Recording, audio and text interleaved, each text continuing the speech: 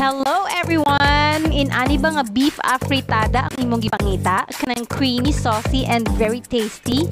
Kung yes, ayaw hawa kay tudluan ta ka kung giunsa nako. I-prepare lang ning ahos, sibuyas at sal, green peas, tomato paste, oyster sauce, soy sauce, suka, sugar na brown, patatas ug carrots, ako ana ni siyang giprito.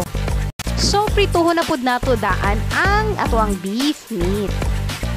Hantod sa mag-brown-brown siya. And then, ibutang na nato ang atong mga lamas. I-mekos-mekos nato kadali aron magisa. Ibutang na pod nato ang ato ang tomato paste. Pwede isa lang, pero duha. Soy sauce. Suka gamay. Oyster sauce. Para mas lami, no?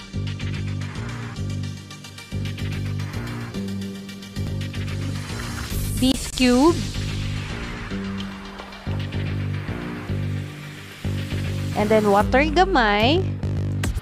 So ready na ni siya nato takluban sa atong pressure cooker. Ayan, so mga 20 minutes medium heat lang, friend, okay? And then after 20 minutes mauna ni siya. Dili nimo dapat kusgon ang kalayo kay mapagod manggudog dali ang tomato, okay? So, pabukado na po nato siya usab in medium heat, and then ibutang na nato ang ato ang ginisa nga carrots and patatas. And then ang green peas, pwede mas daghang green peas, mas lami. And then brown sugar para mabalance ang taste. I-mekos-mekos nato kadali. And then medium heat lang yun, okay? Para dili mapagod ang atong tomato.